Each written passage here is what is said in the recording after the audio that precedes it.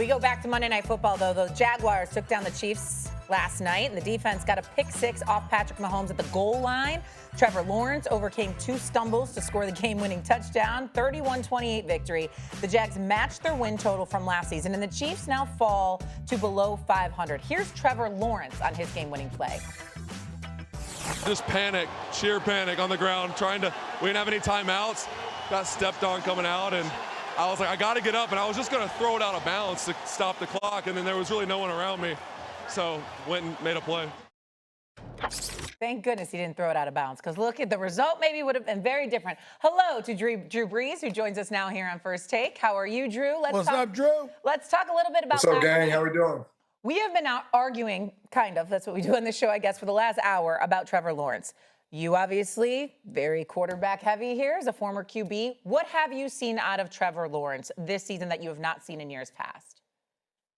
Look, I see a poise and a maturity level. I mean, look, here's a guy who he obviously went to an organization who had a lot of holes to fill. And, you know, his first year in this league was with Urban Meyer, and he's gone through a couple coaching changes.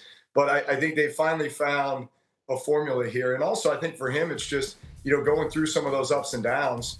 You just get hardened a little bit. I mean, you begin to formulate kind of your leadership style and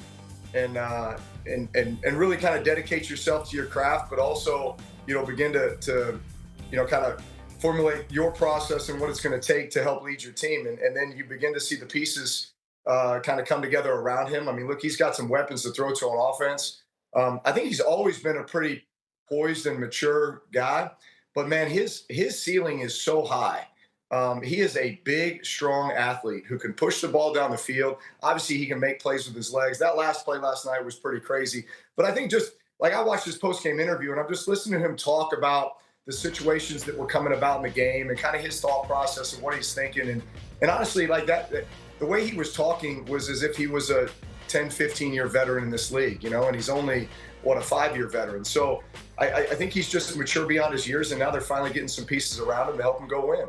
Drew, help me out with this. I'm looking at Trevor Lawrence's numbers since his rookie season, 2021. Among 19 quarterbacks with at least 50 starts, his winning percentage tied for worst in the National Football League. Dead last in passer rating, pass yards per attempt, completion percentage, touchdown percentage. What exactly is Jacksonville doing differently this year that has him looking differently? Well, you know, it's funny you say that because with some teams, you know, we've seen that with other quarterbacks, and they probably got shipped out by now. Right, exactly. You know, but I think we all acknowledge that, you know, there was probably some dysfunction early on in his career within the organization, things that were outside of his control.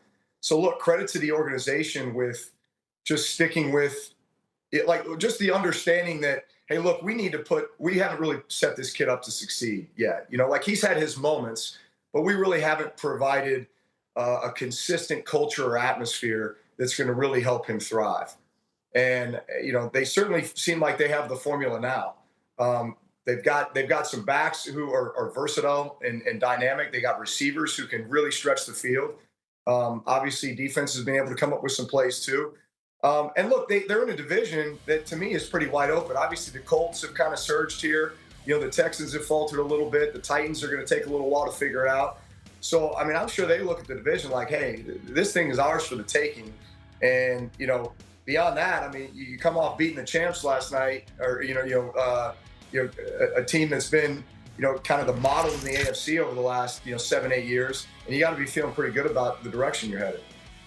Yeah, Drew, I struggle with the mistakes from Trevor Lawrence in consequential moments. We saw last night him having his second turnover in a goal-to-go situation where he fumbled on that fly to the end zone on the tush push. We saw last night him have his second fourth-quarter interception, albeit on a play where we should have had defensive pass interference called. But since he's come into the league, he's got 96 total touchdowns to 79 total turnovers. And it's hard to reconcile that when it comes to your quarterback making those types of mistakes. Now, I get it. In those moments like we saw last night on that final drive, he'll have big-time throws like we saw to Brian Thomas Jr., like we saw to De'Ami Brown. But we've also seen mistakes like we saw at the end of the San Francisco 49ers game when he didn't get out of bounds, where he slid out of bounds instead of staying in bounds. or the interception that we saw in the fourth quarter of the Houston Texan game. So I guess, Drew, I'm asking the question, how concerned should we be about the turnovers from Trevor Lawrence capping whatever potential this team has this season? Yeah, look, you have to learn those things as a young player, and you got to learn them pretty quick. To your point, those could be critical mistakes. Now, they were able to overcome those.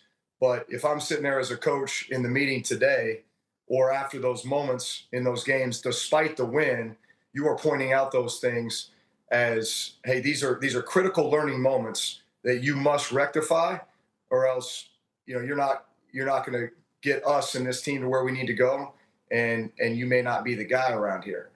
So I think that's just, you got to give them some tough love on that. These are things we got to rectify.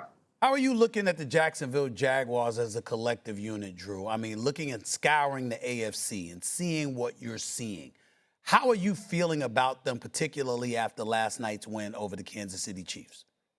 Look, it's a great question. The first thing I went to is when did they play the Colts? And unfortunately, we don't get them to play the Colts until I think it's December 8th and 23rd. So they play them twice in December.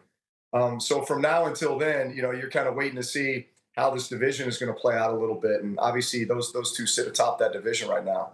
But I mean, look, there's some good teams in the AFC. The AFC West is going to kind of beat up on each other. Denver, KC, and the Chargers. I know the Chargers have kind of slipped up these last 2 weeks, but I still think they're a contender. So, I mean, look, I don't know if there's anybody that really scares them in their near-term schedule, but we're going to have to see how they play against the Colts if the Colts continue to play the way they're playing. And then, but I mean, look, that division's wide open for them for sure. Let's go to the other side of what we saw last night from Kansas City. And we talked quite a bit about this earlier today, Drew, but I'm interested because I know you have a tendency to watch the All-22. I know you kind of pick apart certain plays. The last play of the game, I'm assuming you saw and maybe rewatched. What did you think about what Chris Jones did for Kansas City? The last play of the game where Trevor Lawrence fell? Yes. Correct.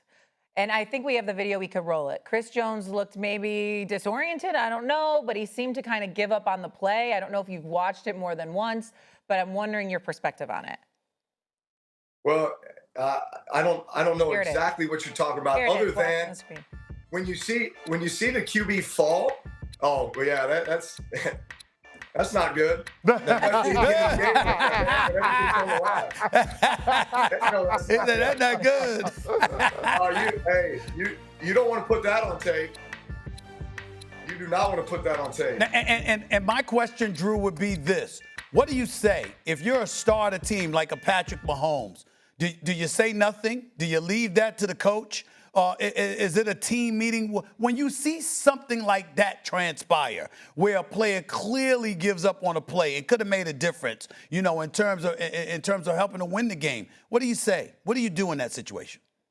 Well, so with a guy like Chris Jones, who has unquestionably been the strongest part of their defense for the last 7-8 years, right? And has been the playmaker in a lot of moments for them defensively.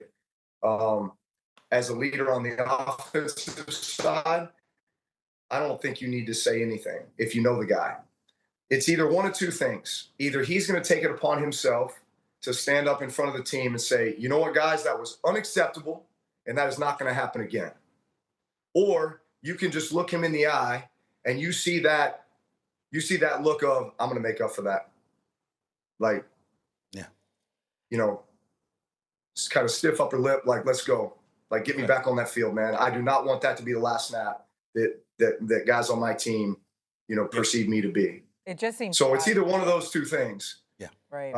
And I would imagine a guy like that would respond after a moment like that. Yeah. Yeah. It just was so out of character, especially he deserves the benefit of that. Now, I'm not talking about what we saw. What we saw is what we saw. But in terms of his ability to make amends for it, to guarantee you that something like that would never happen again, he deserves that benefit. The Chiefs are the ultimate benefit of the doubt no team. Doubt. Well, they've earned that. Exactly. I mean, if anybody can get out to the uneven start that they've had and then find a way to bounce back, it's them. I liked Drew Brees was like, oh, that's not good. That's not good. He didn't focus in on Chris Jones. Oh, that's not good. You don't want that. Yeah, like the more you look at it, you're like, did he think that he was down? That's That's right. and that's he just couldn't maybe. see him or whatever. I mean, like I said, Chris, I'm going to give him the benefit of the doubt just because of the type of player he is and what he's been for that team for so long. Yeah.